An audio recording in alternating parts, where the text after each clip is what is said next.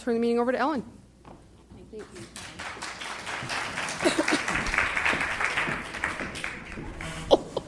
My name is Ellen Cassidy, and I'm an enthusiastic member of Al-Anon. Let me tell you, your chairman for next year has set a high standard for the speaker picker-upper. When she picked me up yesterday, she had on a black cap with a bill, she had on black gloves, she had on a black jacket, and blacky-looking pants, and little black shoes, and a name, my name printed on this board. She wanted to look like a chauffeur, and that's exactly what she looked like. And there was none of this, oh, I'm so glad to see you, blah, blah. There was, Ellen Cassidy, come with me. It was so cool. And, of course, the minute we get in the car, she goes, you know, I'm supposed to look like a chauffeur. She was great. She was absolutely great. So I'm excited for you all for next year. You got two of I've had more fun with those two, and so I know you will. Well, if you've been here all day, my heart goes out to you and your bottom.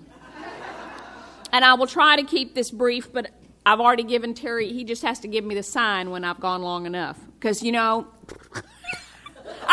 always say, if God, that's what he's going to do. Well, thank you, it's been great. I always say if God had only wanted me to talk an hour, he shouldn't have given me so much life. I'm not sure which part I'm supposed to leave out, So I just start talking until somebody says that's enough, and then I quit. Usually. Not always. I introduce myself as an Al-Anon, and I always feel the need to explain that, which is not necessarily a good sign. Explaining things is how I got here. Because I always thought if I could get you to listen long enough, then you'd understand, and then you'd see that my way really was the better way, and we could do that, and we'd both be happy. It's just part of God's little joke in my life these days that now there are little nests of people all around the country who have to sit and listen to me explain. And tonight is your night in the barrel. Al-Anon is not what I wanted to be when I grew up. I didn't know there was such a thing as Al-Anon.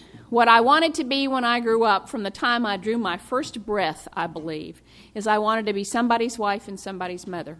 And I was going to be the best wife he could ever want. And I was going to be the best mother those children could ever have had. I find it interesting in retrospect, after 20-some-odd years in Al-Anon, that I never wanted to be me. I wanted to be the best in somebody else's eyes, but it was not about being me. And, of course, that's not the way it turned out.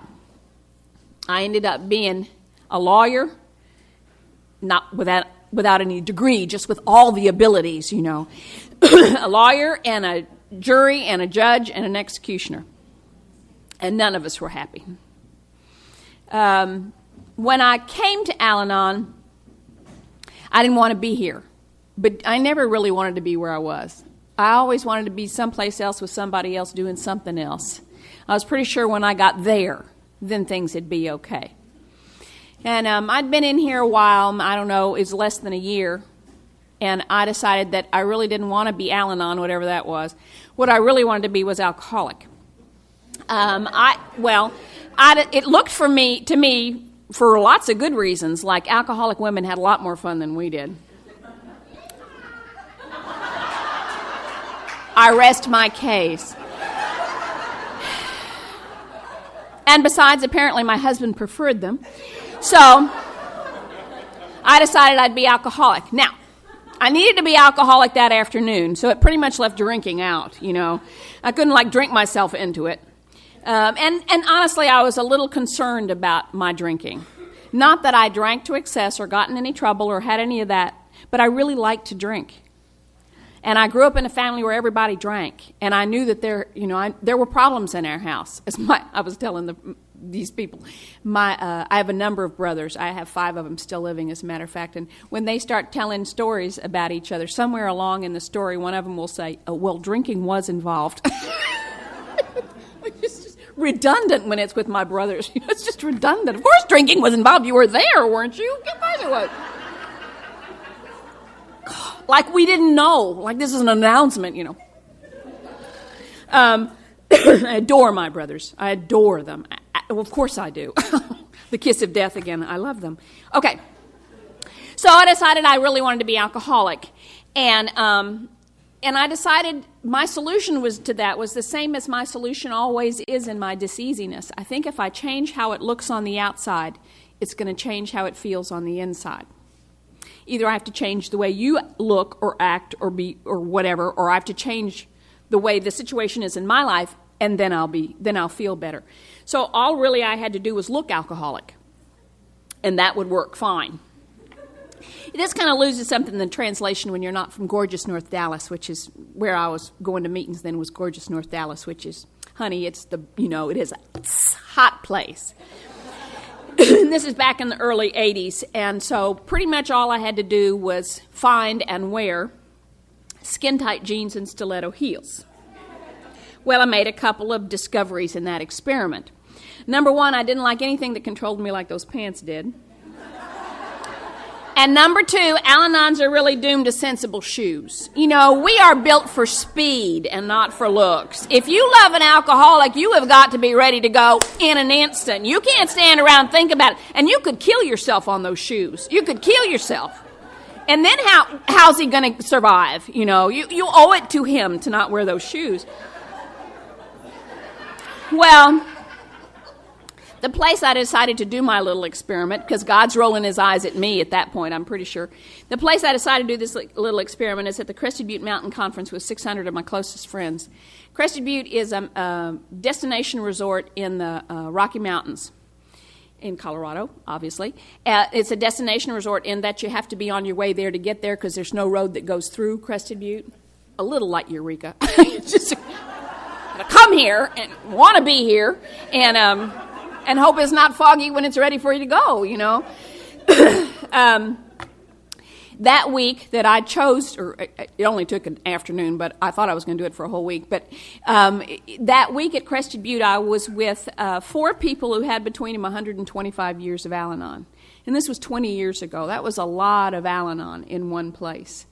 Elsa Chamberlain was there. Marcy White was there. Barbara Davis was there. Nancy Grinnan, who's a local of ours, and they were the ones who were there with all that Al-Anon. They were originals. They were people who came in when there was no Al-Anon. They came to AA, and AA welcomed them and let them come. Or I wouldn't be here today. Thank God for AA. I not only got to go to meetings with them and hear them share, but I got to go to meals with them. More importantly, I got to watch their interaction with their families and their families' interaction with them.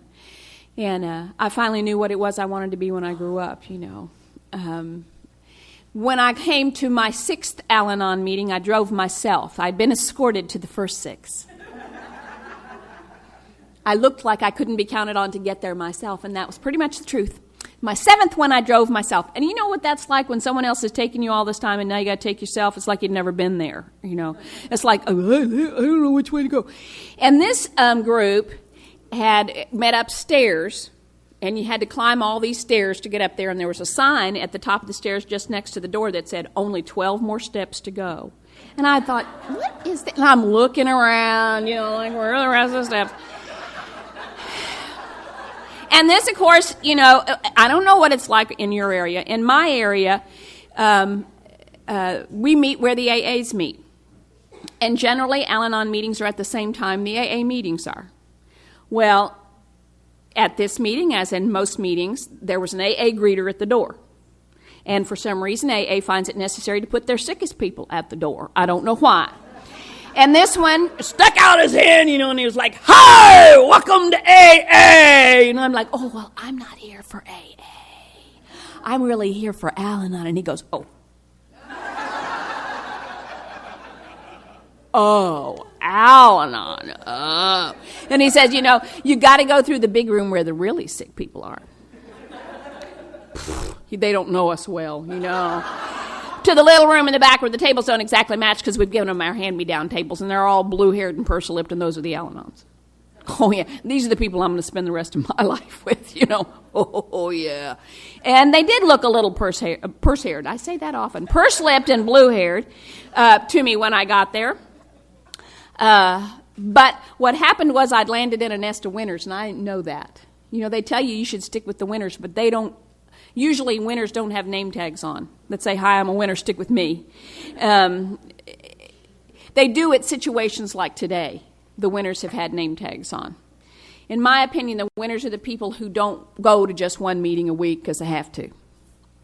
They don't come to Al-Anon to survive. They come to Al-Anon because they want everything this program has to offer. They want to do more than just survive. They want to live. There's a big difference between being a survivor and being a liver. Now, you have to survive to be a liver, which I think is being a liver is a cool thing when you're consumed with alcoholism. But anyway, healthy livers at that. Ha, ha, ha. I landed in a nest of winners. I landed in a nest of folks. See, this is going to happen. I kind of thought it wasn't, but here it goes. The very first meeting I went into that I got to was an Al-Anon Big Book study. The Al-Anons were reading the Big Book of Alcoholics Anonymous, and they weren't reading it looking at for the alcoholic story. They were reading it to find themselves on the pages of the Big Book. I got to tell you, I had to read it like 42 times before I quit turning corners back from my mother and highlighting parts for him. But on about the 42nd time through there, I went, oh my God, that's me they're talking about. I have the same thinking. I have the same compulsions. My physical addiction is different. But that's, alcohol in my way of thinking is a personality, it isn't a principle. The other stuff is really basic to human beings, is you got to think and you got to act. Hello? And it's me. I'm on the pages of that book. This is one of my soapboxes, and I guess you're going to hear it. God, I have these big conversations with myself before I start talking, and I say, we're not talking about that tonight, okay? We're not, okay? And I go, okay, we're not. And then I get up here and my mouth goes, blah, blah, blah, blah, blah, blah, blah, blah.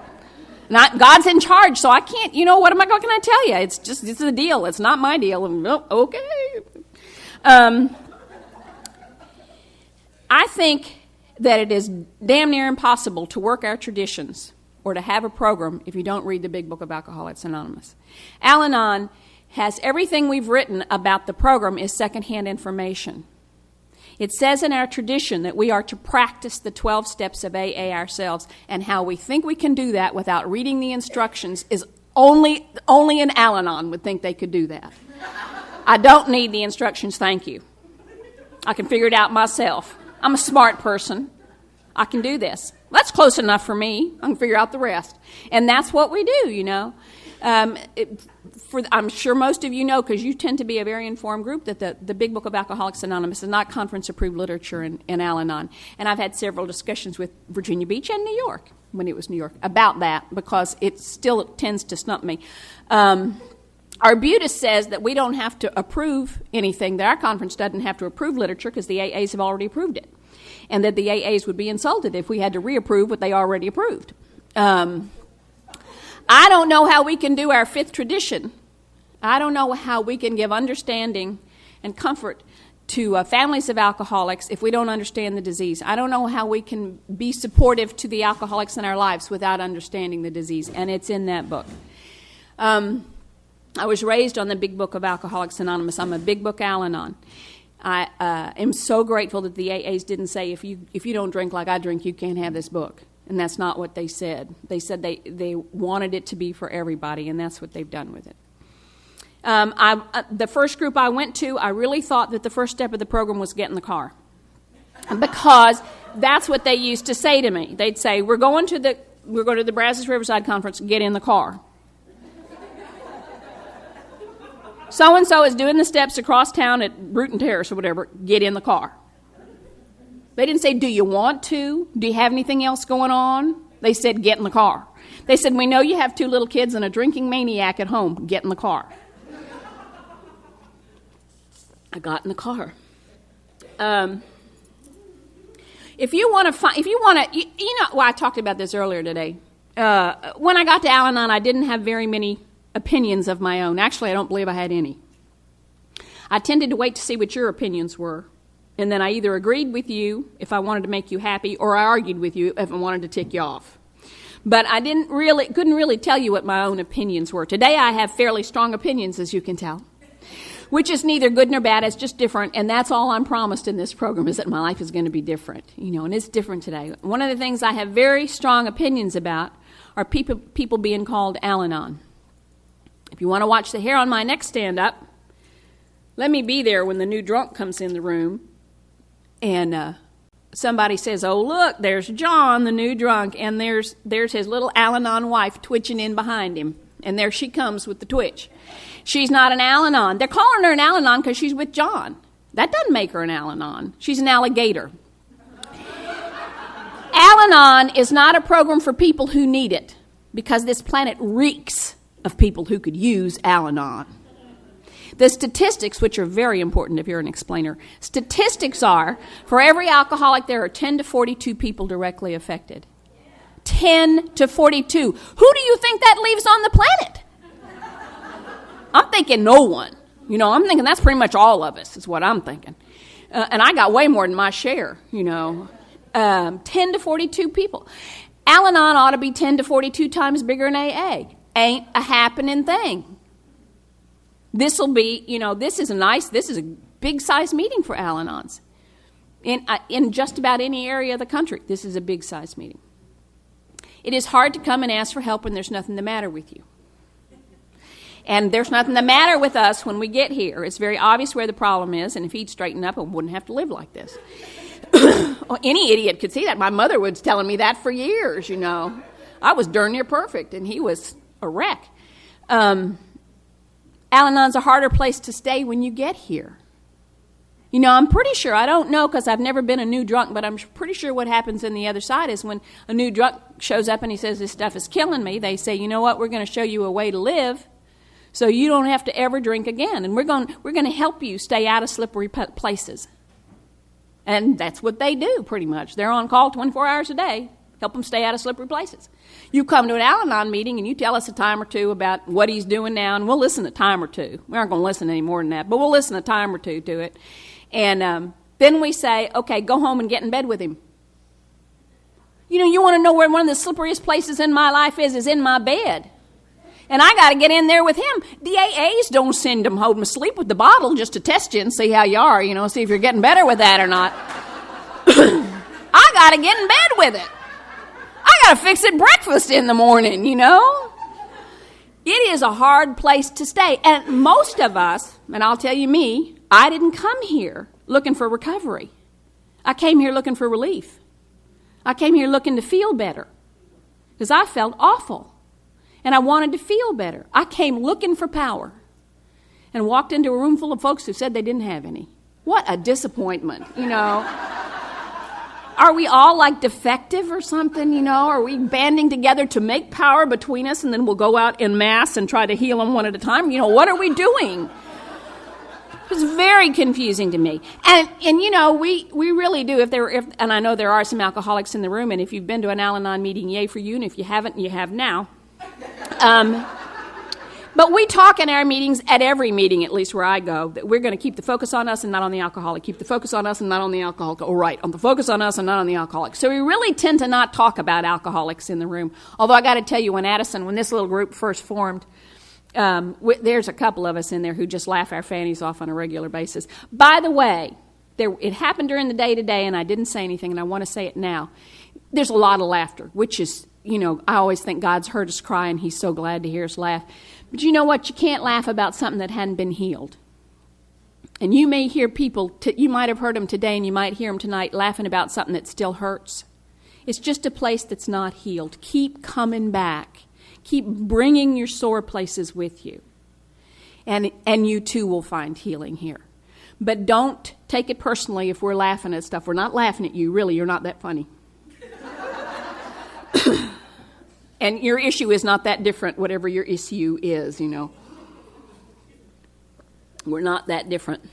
Anyway, that's what happened after a meeting, after we'd been there a couple of weeks, and these AAs on the other side, who had invited us to come, they said, we'll be a stronger AA group if we have Al-Anons with us. And we want you to start a meeting next to us. And we did, and we laughed our fannies off, and one night the door blew open, and there were these 3 or 4 AAs standing on the other side, and one of them had his hands on his hip, and he said, what are y'all laughing at? They thought we were laughing at them, man. It was great. Because we really did. One of us who was most bold, still is, she said, you're not that funny. She said that to him, and it was great. But anyway, Whatever I was saying was terribly important. It's gone now. The train left the station. So, Al-Anons, it's hard to get here. It's harder to stay. Because we come looking for power. And what will happen in our meetings sometimes is, we really do keep the focus on us most of the time. But occasionally somebody feels the need to tell an old war story, They feel the need to tell them about what it used to be like instead of what they used to be like. Those are our instructions. We're supposed to share what we used to be like and what happened and what we're like today, not what it used to be like and what happened and what it's like today. It hadn't changed a whole lot. What's changed is me. That's what I have to share with you. But so this one will say something like, she'll start talking about the last time old Harry came home drunk and passed out, and she got some fingernail polish and poured it in one of his body orifices somewhere, and old Harry woke up the next morning and looked down and went, oh my God, and he's been sober ever since, And you watch the little newcomer in the room go, oh.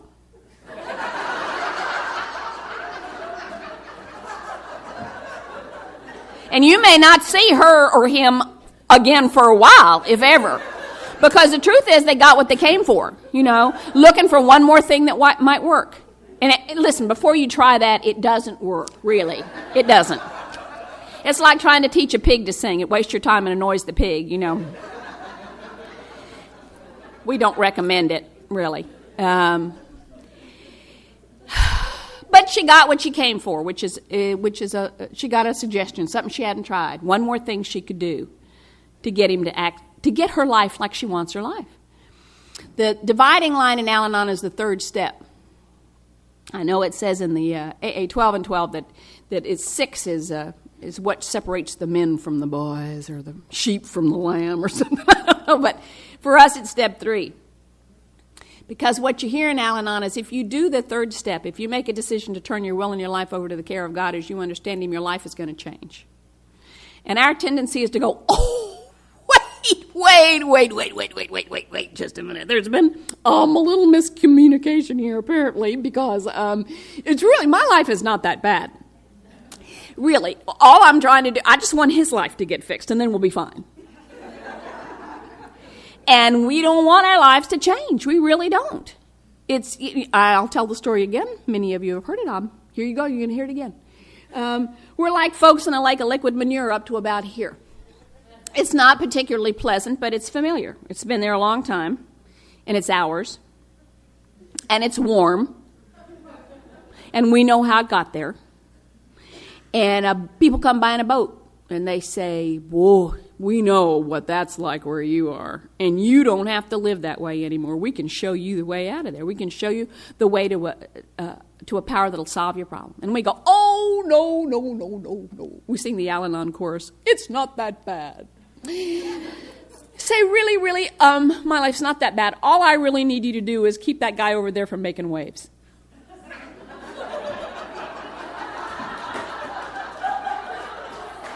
Lesson number 2, the only thing that guy can kick up is my stuff. He's not adding anything to the pile. He's just kicking up my stuff is all he's doing over there. But that's how I feel about change. Al-Anons, we're not a program for people who need it.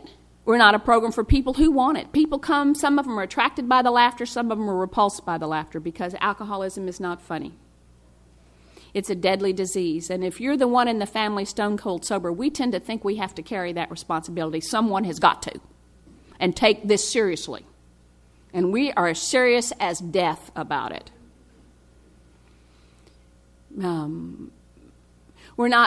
We are really only a program for people who are willing to work at it because it requires effort. Sometimes slight, sometimes more than slight, but it's effort. Continuous effort is what my Al-Anon program requires. I'm not an Al-Anon because of the people in my life, although they are what got me here. What got me here was the first part of the first step, that I was powerless over alcohol. What has kept me here is the second part of the first step, which is my own powerlessness.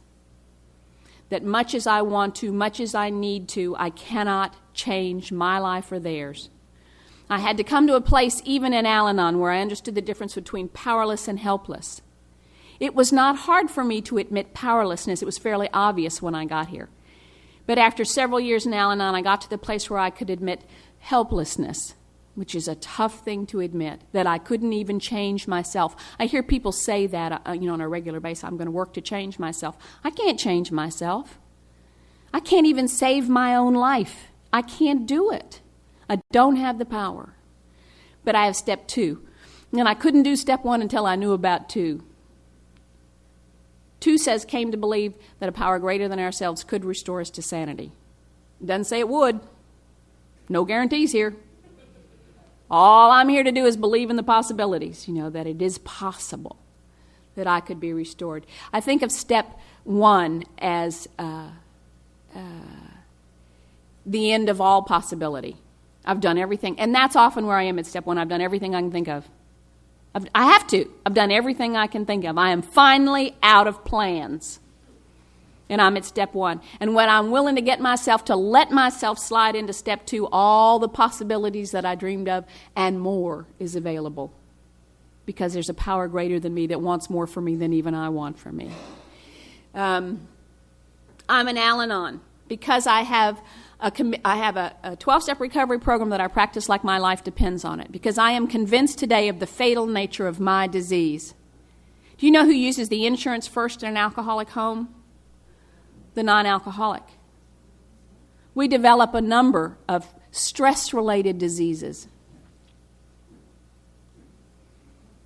I am convinced today of the fatal nature of my disease. You watch AAs go to meetings. They go to meetings like their life depends on it. I watch people go to meetings like they have a choice. I don't have a choice. I don't want a choice. I go to meetings because my life depends on it. Not just the quality of my life, but I believe the quantity of my life. And I have a committed meeting. I'm an Al-Anon because I have a committed meeting that I go to every week like a doctor's appointment. If you want to find me, you come Monday night at 6:15 to the Addison Al-Anon family group, and that's where I'll be. I might be late, but I'll be there. I have to deliver my little grandchildren home, and sometimes I just don't make it on time, but I'm there. And when I walk in that room, they go, like I've watched you all do all day long today. They go, oh, Ellen, there you are. Sometimes they just wave at me across the room if I'm late. Or somebody will pat the seat beside them for me to come sit next to them. If I want to. I don't have to just because they save me a seat. But I can if I want to. It's a place where I belong. Not because they've accepted me, but because I've done my part. I've done the service work that makes me a part. I've chaired meetings. I've been the literature person. I've been the everything. Some of it I liked. A lot of it I didn't like. But I didn't know till I tried. That's what I tell my little kids. You won't know if you don't try. Just try. See what works for you and see what doesn't work for you. One of the things that happens is a couple of you, I think 2 of you for your people next year, or maybe not. I'm making stuff up again. Never mind. Anyway, one time I was asked to come to our area assembly and speak to the area assembly. I've never been to an area assembly. And I won't go again unless for some reason God sees necessary to make me go. But I watched them a little bit of that day with an all-day long Al-Anon business meeting. Deliver me! I thought, oh my God! Just shoot me. Don't make me go back to that. They were arguing about they were discussing these little bitty tiny things, and I'm thinking, oh my God. And I called my sponsor when I got home, and I said, I'm a terrible Al-Anon. I said, that just looked horrifying to me. And I said, I guess that means I have to do it, huh? She said, no way. They don't want people like you doing that. She said that the first time she'd gone to an area assembly, or the first time they had an area assembly, she said it almost turned me off Al-Anon forever. I'm so grateful that there are people who can go to that and be fed by that and keep that structure alive and functioning. Because we wouldn't be here without them. But it isn't my service work to do. It is not my service work to do. This is my service work to do. A lot of people say, I don't know how you get behind that microphone and talk. I'll talk with one, without one. It really doesn't matter to me, I think Al-Anon speakers like redundant anyway, it is not, this is, you know, what I end up with, you'll know what I end up with at the end of this, but I end up fed by you by the time this is over. This is mine to do. I'm an Al-Anon because I have a sponsor who knows everything there is to know about me, and I call her. I actually talk to her. And then, even more important, I listen to her. Listen to what she has to say to me. Usually, like I called her yesterday from the airport, I always call her somewhere en route when I'm traveling, and it's a great time for us to talk, and she's done a lot of traveling for Al-Anon too, and so she'll say, let me listen to the airport, see if that's a little game, see if we can identify what airport are we in. Yesterday she thought I was watching TV. No, ma'am. Portland. I'm in the A terminal. Oh, Portland, A terminal. Got it. Like she really knows, but anyway. A lot of times her advice to me is, now have you washed your undies out? Make me proud. Okay, I'm on my way. But the thing is, I can't make her not proud, you know. I know that. I'm an Al-Anon. Not because of anybody but me. Because that's what I want to be when I grow up. I want the freedom that's offered me in step 3. Relieve me of the bondage of self. Who is it that ties me in knots? Not him, not them. It's me. I want the freedom to be me, and I can't find it anyplace else but here. When I was 17, Mama diagnosed me, and she sent me someplace where she thought I'd be safe. Mama diagnosed me as boy crazy. And the place, she didn't realize I was a very discerning boy crazy girl. You know, I only picked the craziest boys. She sent me to Lubbock, Texas, because she thought I'd be safe. And it turns out the very first Al-Anon meeting in the entire state of Texas was in Lubbock. Lubbock is in what you call your Bible Belt. It's a dry area. Dry. They say dry. And they mean dry in every form there possibly is. It rains one day a year, and you don't want to be there the day it rains. They can't drive in the rain. They have to park the cars. The streets don't have any drainage on them. The streets fill up with water, you know, and everything. It's a dry place. And if you want to watch alcoholics drink, tell them they can't. You know? So there's little areas of Lubbock where you can just go find them. It's like shooting ducks in a barrel, you know. You just get them. They're out there, you know, on the Tahoka Highway. If you ever get there, that's where you go. Tahoka Highway, that's where they are. Well, it took me 6 months to find him. Of course, I was always looking for him. Even if I had a him, I was looking for him. And it took me 6 months, but I found him. He was 60 pounds overweight and married to somebody else and had 2 kids, but none of that seemed insurmountable to me. I really have never liked the easy ones. You know, the ones who go, oh, you're really cute. Can I have a date? I go like, get away from me. Creep. I want those ones you have to fight for, you know? The ones you have to do battle for. Like you have to bleed for them, you know? You have to like change your whole life for them. And then you get them and you have your prize. Oh, lucky, lucky you. And it took me a year, but at the end of the year, we had shed the wife, the 2 kids, and the 60 pounds, and I had my prize. Oh, lucky, lucky me. We'd been married 6 months when he hit me the first time. He was drunk when he hit me. He was drunk every time he hit me. I did not grow up in a family where adults hit each other, so the reaction I had to that was not anything anybody taught me. I came up with it all by myself. In the same place I come up with all my solutions, right between my little ears. I've decided the problems in my life are not the problems. The problems in my life are the solutions I come up for what I perceive as problems. I remember it like it was yesterday. I knew when he hit me it wasn't appropriate. And I thought, I must find a way to let him know this is not appropriate. How shall I react? And I stood and I thought about it. And then I came up with my best solution. And my best solution was to double dog dare him to do it again. In retrospect, I look at that and I think, whoa, a little touch of insanity right there from the get-go, you know. But it seemed like a really good idea at the time, which is the problem with most of my solutions. They seemed like a really good idea at the time. For some length of time, I continued to volunteer for that abuse by double dog daring him to do it again. Of course, it didn't take any more insanity on his part to hit me the second time than it did the first time.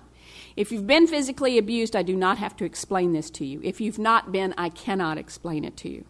Let me just tell you at somewhere in the process, I went from being the volunteer for that abuse to being a victim. I don't know when it happened. I know today how it happened. Every time he hit me and I believed what he said, which was, you deserve that.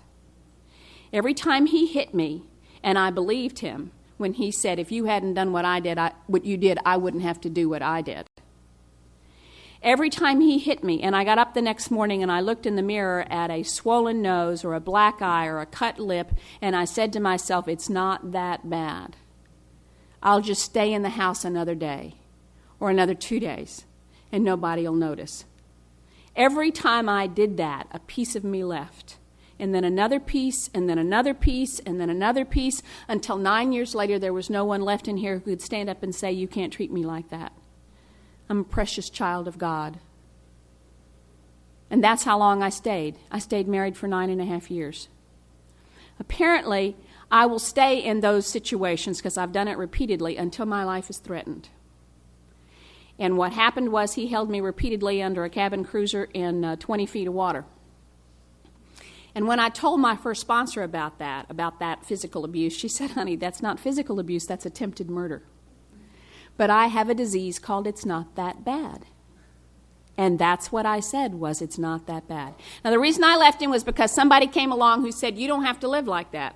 Wasn't the first person that said that. But he added the magic words, and I love you. What? You know, when I came to Al-Anon, there was a sign on my desk at work that said, Wonder Woman works here. And I always tell those alcoholics, if your business is failing, I'll tell you why. You don't have an alligator working for you. You need an alligator in your office. We will come early and stay late. We'll work through lunch. We'll take it home for the weekend. We'll pick up your cleaning. We will lie, we will cheat, we will steal, but we will make you look good. We will. And we can do 25 things at a time, just about, you know. Every once in a while, even in recovery, I got to see if I can get all those things going at the same time again. I can, really. It's one of my greatest talents, is I can do all that stuff at one time. What I did at my job was I did enough stuff that what I did was create an Ellen-size hole there so that there wasn't any way they could do without me. I was critical to their survival. I had to be there. They needed me. And I had reached a place where I had to be needed. It had to be critical. It was the only way I felt even alive. And when I left there, it took 4 people to replace me. And I don't think they're doing a very good job either. Anyway, it looked like I had it all together. You know, that's one of the other things that's real tricky about us. We look like we have it all together, you know. We don't even know what it is, but we've got it together. The fact of the matter is, my sponsor used to tell me that I had to chase my fears to their base to find out what the underlying fear was, and she assured me there was always an underlying fear. What she didn't tell me when I started was it's always the same fear. But once I started chasing one and got to its base, I have found that it's the baseline fear for all my other fears. Of course, when I got here, I wasn't afraid. I told you that today. There really wasn't anything to be afraid of. I could handle anything came along. It turns out I'm very afraid. I finally reached a point where I called her up one time and I said, I don't know what's going on. I just don't know, but I feel like I'm falling apart. I can't tell what's going on. And she said, well, and she would say things to me like, just start talking. You don't have to know, just start talking. And I needed ears to hear me, and I'd start talking. And she'd say, and finally I got to where I could tell her that time that I was afraid he was going to leave me. Whoa, that's it. There you go. That's the fear. You're afraid he's going to leave you. She said, I went, oh, yes, that's it. I'm afraid. Yes, I'm afraid he's going to leave me. And she said, oh, well, what would happen if he left you? You mean there's something else? Yes, there's something else. What would happen if he left you? Well, let's see. I don't know. Talk. If he leaves me, then, oh, my gosh, then I'm by myself. That's the thing. That's what I'm afraid of. I have a fear of abandonment. You know, that was back in the early 80s when they go, and she'd say, that's a really big deal, fear of abandonment. Yeah, that gets a lot of people in trouble, you know, fear of abandonment. Wow. She says, so you're afraid that he will leave you and you'll be by yourself. She said, what will happen then if you're by yourself? More. I have to go farther. I thought I was doing so good, you know, and she always goes, good, now there's more. Well, if he leaves me by myself, I'm going to be here all alone. And if I'm here all alone, the fear is I can't take care of myself. I'm not enough for me. Now, that's a little kid fear. That's the way little kids feel. I've got to have a parent here. I've got to have somebody take care of me because I can't take care of myself. Sometimes it's reinforced. It was reinforced for me as a little kid, which was, you can't take care of yourself. Someone's got to be here to take care of you. You can't take care of yourself. Okay, right. I can't take care of myself. But I buy them and I keep it. You know, we make decisions as little children with little children's perception, and then we live from those decisions. And those of us who have gotten stuck in the disease of alcoholism never have a chance to change our minds. We live from those little kid decisions most of our lives, which is why we have the process of the steps, why we have the fourth step, so you can get back and find those decisions. I could go back and find the decisions I made as a little kid, which are now old ideas. You know, they were survival mechanisms when I was little. They are old ideas now, and they're keeping me from living my life. So the truth of the matter is, I needed him to be with me, because if he wasn't going to be with me, I would die. And his being with me became a matter of life and death. I looked like Wonder Woman, and the fact is I was afraid for my life. And when somebody said, I love you to me, what I heard was, I will take care of you. I will take care of you. Well, it took me another year, but I'm like the Mounties. I always get my man. And I had him. Another trophy. Oh, look at me. And you would love this guy. I don't even know if he's still alive. I suspect he is, or I'd know that he wasn't. But you would have loved him. I mean, after the first one, I knew how I'd screwed up. I knew what the problem was, so I rectified that with the second one. This one was the right height, the right age, right family, right coloring, right job, right education, right amount of money, everything. It was right. Well, there was one teeny tiny little flaw. He didn't come home nights. But I'm thinking, a couple of home-cooked meals and a little, and I got him. It's the way I mark my territory. Mm-hmm. Used to be a lot more effective before menopause. Now I just pretty much don't care. Who cares? Anyway, big deal back then. And I'm thinking it's working, because I got him and stuff is trucking along. We're moving along. He's coming home nights. All right, I'm doing it right. Because he's behaving the way I want him to behave. Well, if you're married to a bar drinker, let me tell you a little truth. They drink in the bars, and that means they don't come home some nights. They just don't come home. And the night came when he didn't come home, and I decided, of course, it was about me, that I'd gained 2 pounds and he didn't love me anymore, and that's why he wasn't coming home. And then I decided I told him the wrong thing was for dinner. I should have told him something else. Everybody knows he likes pork chops from now on. I'm always saying pork chops, and then he'll come home. And then I decided I need to go sit on the sofa and wait for him. Now, if you're in training for Al-Anon, you must go through graduate waiting. And the way that you know you're in graduate waiting is if when you are waiting you can do nothing else. You can't talk on the phone, you can't read a book, you can't watch TV, you can't cook a meal. The kids would come up to me and they'd go, Mom, and I'd go, can't talk to you, I'm waiting. And that's because while you're waiting, you're listening. You're listening for the sound of those tires. There are 40 bazillion tires on the planet, don't care about them. I know the sound of those tires. And I have a physical reaction to those tires. When I hear them, I go, he's home. It's all going to be okay. He's home. And I might throw myself into bed and act like I've been asleep all night so he won't know I've been up there being frantic. Or I might jump on him like at the door when he comes in, and like my mouth is attached to the doorknob. They say, turn the doorknob, and she goes, But that's what I do. And of course, the first night that happened, that he didn't come home, my head does what I thought we weren't going to tell this story either, but here we are. In my head, I will make up stories. If I don't believe what's going on, if I don't like what's going on, if I can't trust what's going on, my head makes up stories and I live in my stories. And my stories will have dialogue for both of us. And I expect you to say your dialogue. Now, if I have to tell you what it is that you're supposed to say, it doesn't mean anything. You have to come up with the words on your own, and I'm very disappointed when you don't. And I'll find a way to let you know, but I'm very disappointed.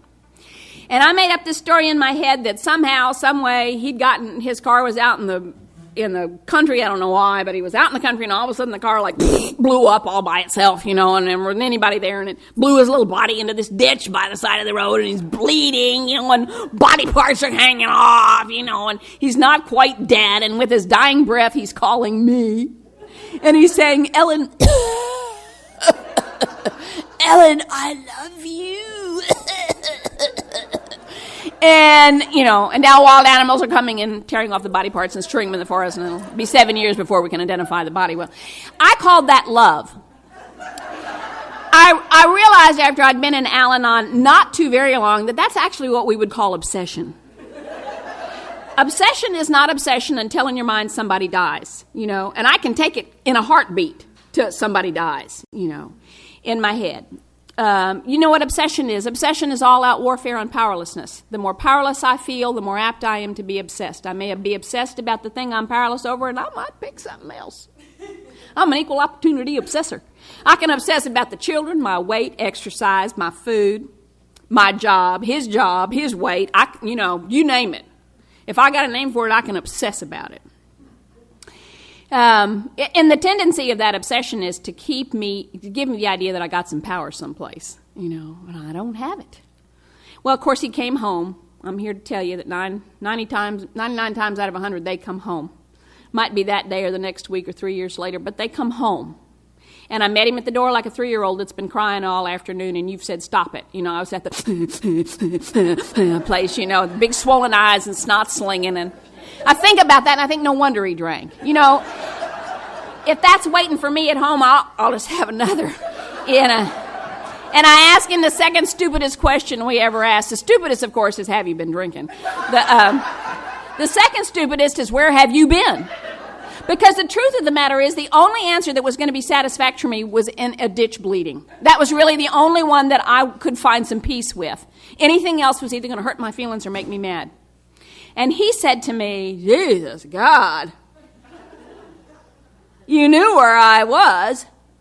And the truth of the matter is, I knew where he was. He only went 3 places. He was either at home, at work, or in the trap room drinking. But I have the ability to hold opposing thoughts in my head, and they never touch. And the 2 thoughts I had in my head that day were, number 1, he loves me more than anything in the world, and number 2, he's in the trap room drinking. But if number 1 is true, how can number 2 be true? It can't be. And my life hung on, he loves me more than anything in the world. In my diseasiness, I would rather wish him dead than face the reality of the situation. And he said to me, you have certainly worked yourself up into a state, little missy. Sometimes I think you're about as crazy as your mother. The big one, Elizabeth. Which, of course, was my worst fear, that I was as crazy as my mother. And I said to him, I'm sorry. Now, what's the matter with this picture? Hello? He's 3 hours late and drunk, and I'm the one standing there apologizing at the door. I have an addiction to mind-altering men. And actually, it's not limited to men. Pretty much anybody who wants my brain, apparently I'll let them play with it, if they want to. Even if they don't want to, I hand it to them, here, mess with my head a while.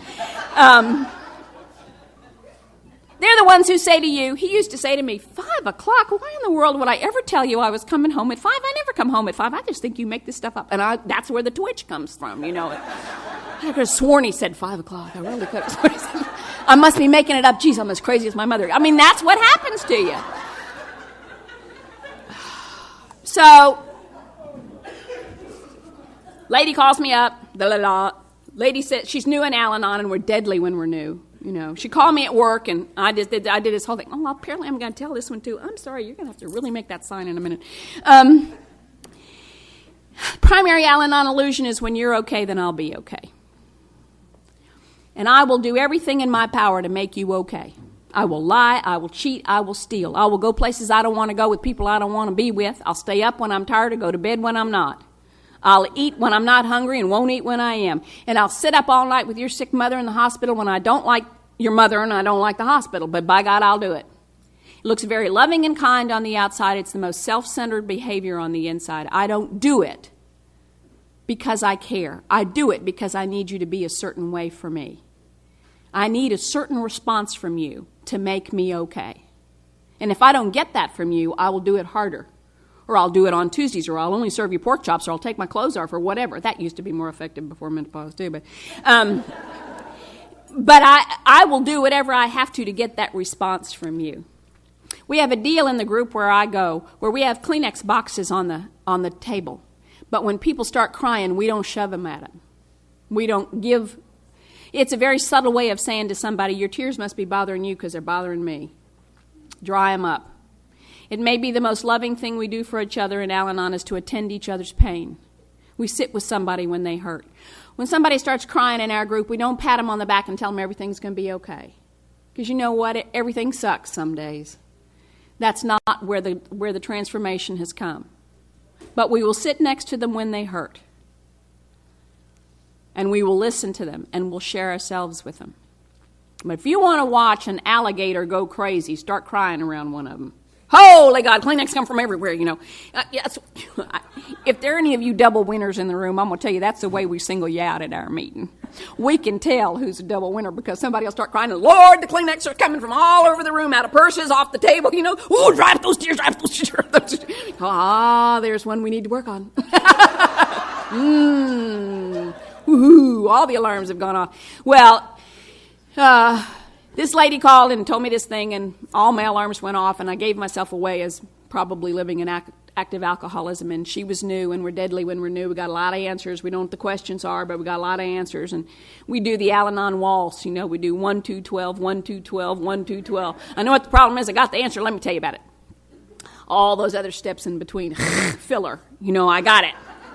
Don't need to do it.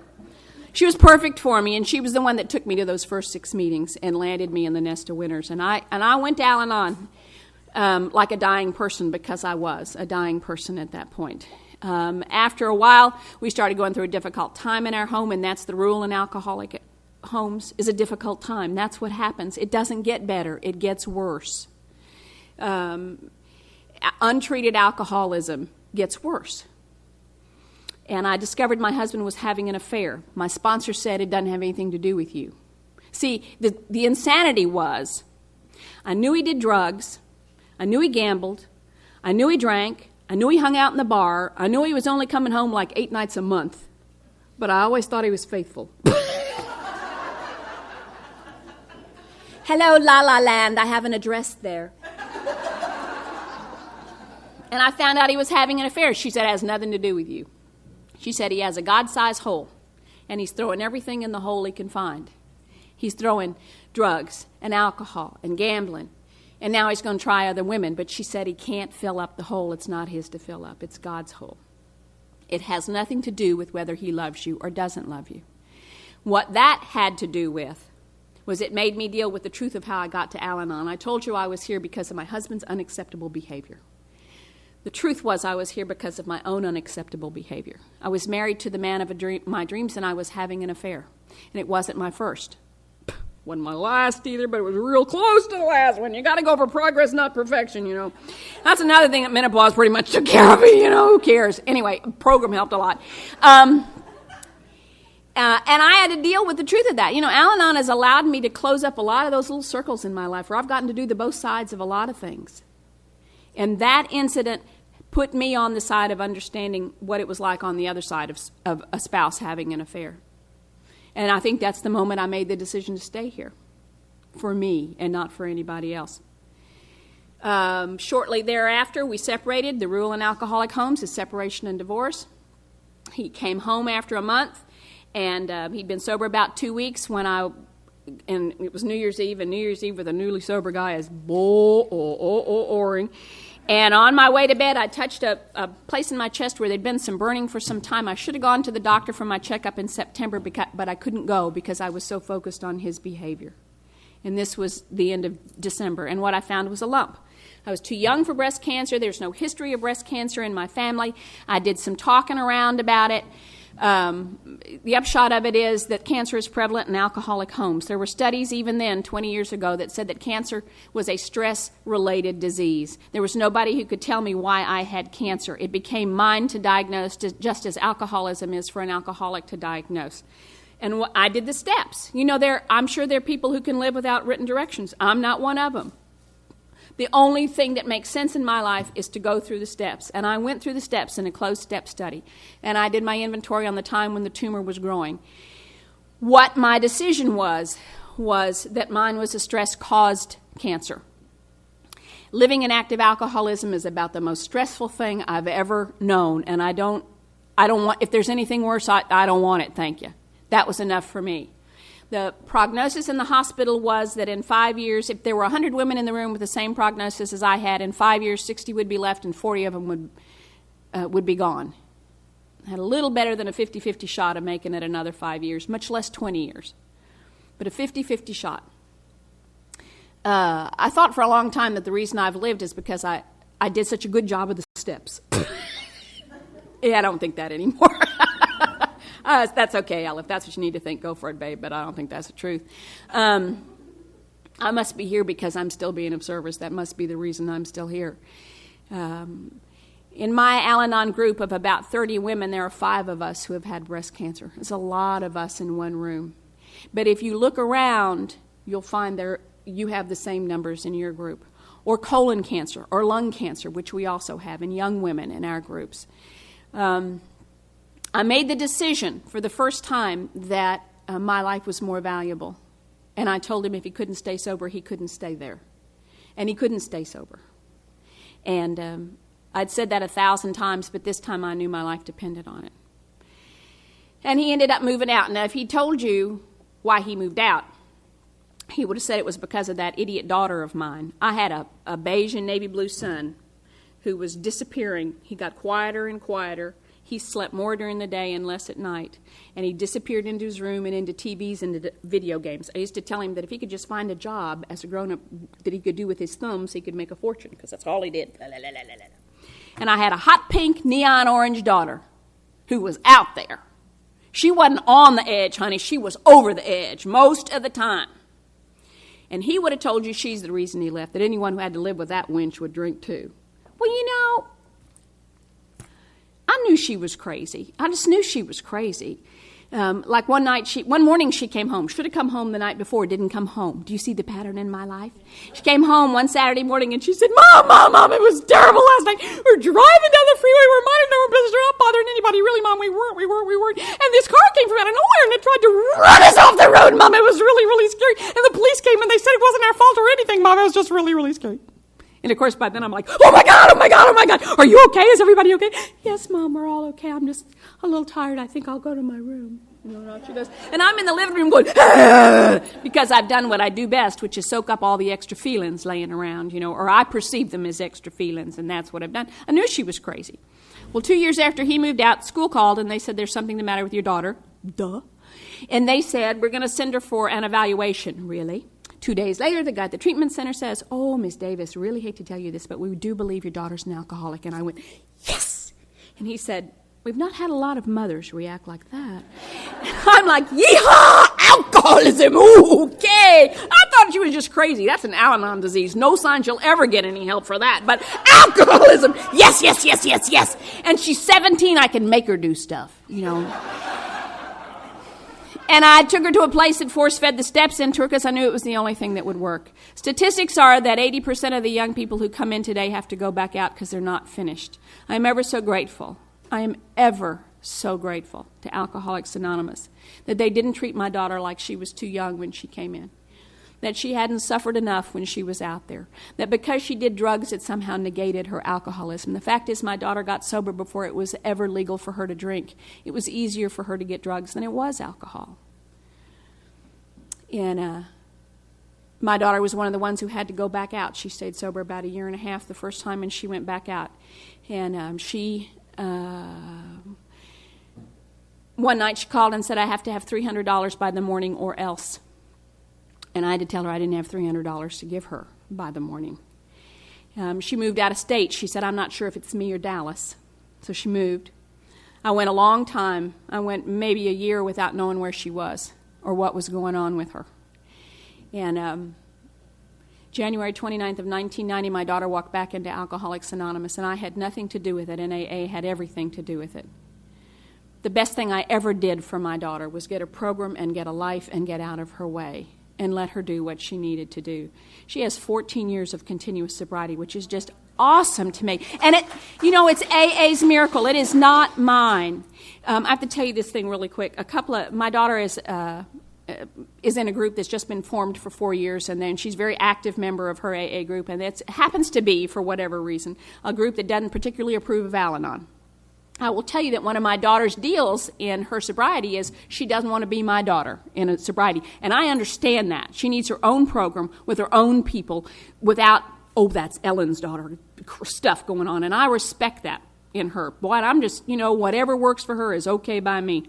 Well, she's been telling them from the get-go, you sure you don't want an Al-Anon speaker? I think I know where I can get one, blah, blah, blah, blah, and they're like, no, we really don't need one. Well, this year they let Melissa and her friend Kelly be in charge of their 4-year anniversary.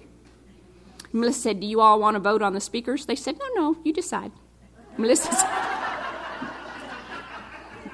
they'll be having an Al-Anon speaker. I want you to know I had to leave my husband at the emergency room to go out there and do that. I told him I'd be back. I knew he wasn't going anywhere, Not much I can do in the emergency room anyway, anymore. I used to think I was a big help in there. I'm really not.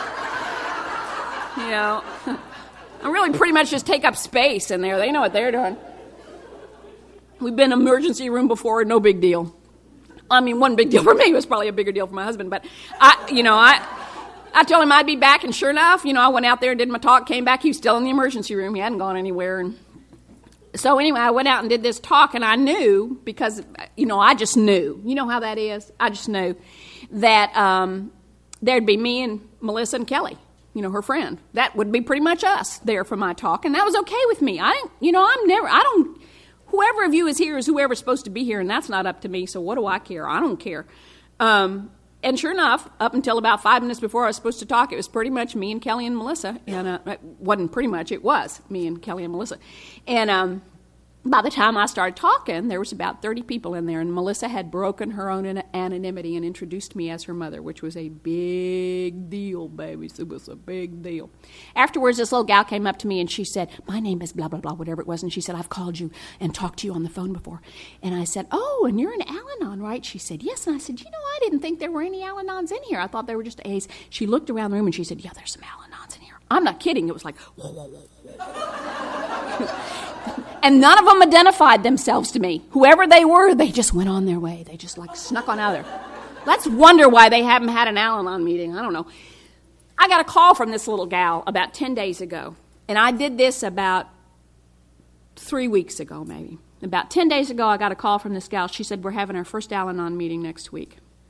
Would you come chair our first meeting? I said, can't come to your first one. Got to have a massage that night. I'll come the second night. Would you come? They're having an Al-Anon meeting.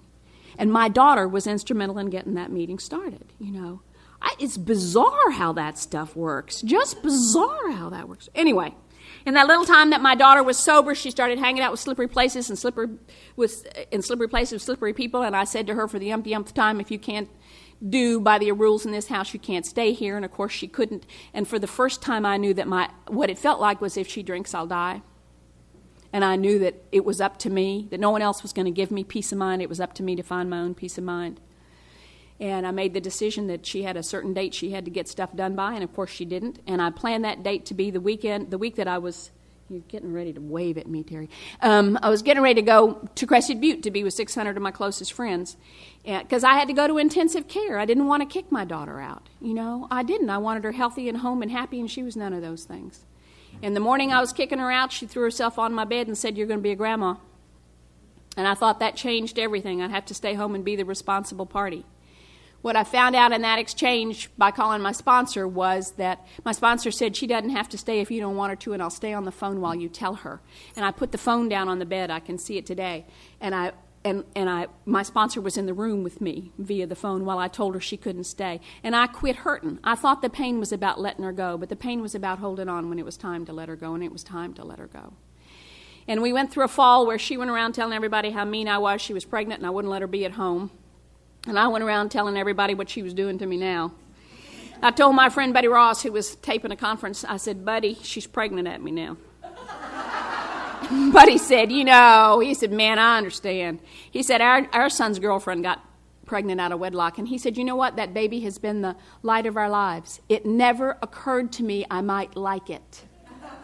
I was doing the yeah, but thing. Yeah, but that's not right, God. Not this child. She's too young. Not me. I'm too young. We can't do this. Neither one of us is responsible. I don't know why you're thinking this baby is a good idea. God, it's obviously not a good idea. Al-Anon has allowed me to change my mind. I've loved babies my whole life. We've been blessed to have a darling little girl in here today who's just been an angel for somebody who never got a nap all day long. I thought she was awfully good. And God was giving me another one of those blessings, and I'm saying, yeah, but, and I decided to say thank you. I decided that I would say thank you to this baby and that I would be the grandmother for this baby. So Melissa called me a couple of months after, Mom, blue blankets, you're knitting, knit faster. Had a sonogram today, twin boys. Oh, yeah. If one is good, just think what two will do. The fact is, if there'd only been one of them, you'd probably have a different speaker. But there were two of them. I look at that second boy today, and I think, you have made such a change in my life, little boy. That's another long story, but suffice it to say that when they were 3 weeks old, one of them went into heart failure, and we got him to the hospital. Melissa didn't know what to do. It was way over her head to figure out what to do. And when they were 5 weeks old, she said, I can't keep them, and you can have them if you want them. And I had to hang my life one more time on my sponsor's word. She'd been telling me for a long time that God wants for me what I want for me in my heart of hearts. But I have that Al-Anon problem with making a decision. What if I decide the wrong thing? What if there's something better and I can't think of it just yet? I don't want to make a commitment. We look like we're so committed. We're not committed. Our bags are packed all the time, We are out of here in a heartbeat. If this isn't going my way, my feet might stay here, but the rest of me is gone, This window closed. We were talking about that today. Whoop, this window closed. I'm out of here, man. She said, you're not responsible for where you get to. That's God's deal. You're only responsible for the footwork. You walk in the direction of your dreams. And where you get is God's deal, and God's promise is this or something better. God is not here to torture you. He is not a terrorist waiting around the corner to test your patience, God is here to give you everything you can dream of and more. So I walked in the direction of my dreams. I wanted to be their grandmother, but I didn't want to be their parents. My daughter moved out. We thought it'd take a couple of weeks. It took several months. And somehow my son and I, with a baby with heart problems and me with a full-time job and him in summer school, and somehow we managed those babies for almost 5 months. And then the day came when Lutheran Services said, we know the people you're talking about. They don't care that they're two babies. Because, see, I went to adoption agencies, and I said, I'm looking for a family that wants 2 babies and a grandmother. We're coming as a package. And Lutheran Services said, we know who you're talking about. They don't care that they're 2 babies. They don't care that one of them's got some physical issues. They don't care that the family wants to stay involved. What they said was, if it's God's will. And my daughter said, I pick them. I said, boy, me too. My boys will be 16, God in heaven, 16 years old this March the 15th. There's not been a month of their lives they haven't seen me. I have at least a meal with them every month. I'm their grandmother. I've always been their grandmother. They were about 10 before they started to realize that we really had a very strange family tree. It was more like a vine than a tree. And actually, their grandmother's younger than their mother. And how did that happen? And whose parent am I, by the way? It had never occurred to them that they're boys. You know what I mean? Clueless. Just clueless. It's just the way it is. Till they're about 10. And then one day they went, this is really weird. Does anybody know? Really weird. He's waving. Okay, Tara, the countdown. So, suffice it to say, by the time the boys left, I decided to quit dating. I discovered since I was 12, I was either chasing after, going with, engaged to, married to, divorced from, engaged to, married to, divorced from, but there'd always been somebody. I walk with the hole beside me, and I'd like to tell you there were very special people I threw in that hole. I don't even remember their names, most of them. I'm just filling up the hole, which I couldn't do. And I decided I could never find myself as long as I was in a relationship with somebody. If you don't date boys, pretty much leaves you girls. Don't like girls, never did. Girls do girly stuff. I am not a girly girl. Girls like to go shopping. I shop like a man. If you don't know what you want, don't go in there. If you know what you want, go get it, get out. Don't hang around. If you got something to say when you call me, say it. Otherwise, hang up the flipping phone. I'm busy. I got stuff to do. I made a discovery, though, in the time. I always say it was years. I actually think it was just like a year. But I always say, in the years I hung out with the women. I always wanted God to speak to me in thunder and lightning. A little drama is my life. And God really only speaks to me in the language I understand. God says, Ellen, if I did that one more time, you'd miss the message and get lost in the messenger, God speaks to me in the language I understand, and that's another woman. And in that time that I spent with just girls, not looking for a him, I discovered that I'm enough for me. that nobody has to be added to make me okay. I'm okay. Someone comes along, great. If not, great.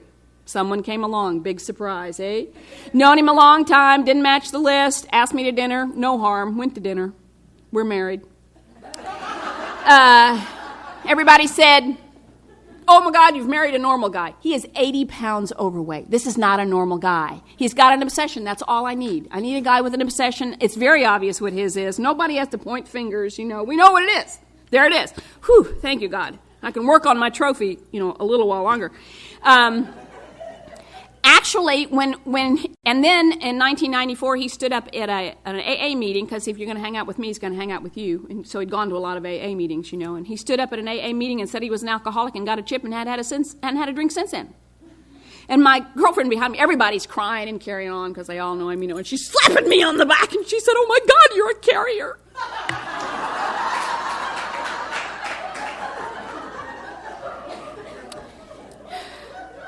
The end, coming up here. The big wind-up. I told you today what I've done the last few years of my life. I'm going to tell you how I got to do that. My kids asked me to quit my job of 20 years and stay home and take care of their children, which I thought was an awesome thing for the people who had borne the brunt of my disease, that they wanted me to stay home and take care of their kids. My husband said, you can't. We need your money. He makes 10 times the money I ever made, but mine was important.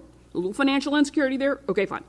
Then he heard a tape. When he heard an AA speaker say that someone had asked him once how much money he'd have to have so he didn't feel financial insecurity, and he said, I guess just enough so I wouldn't trust God. Wouldn't have to trust God. And the minute he heard that, he went, oh, you can stay home if you want to. So I run a little business called Moms Better Babies, affordable daycare for your priceless children, but the only children I'll take are my grandchildren. Don't ask me. I'm really good at this, and a lot of people have asked, but I'm not taking them. It doesn't make any money. It's a pretty poor business, actually, all in all, but it's the best job I ever had. They pay me to sleep with the people I work with.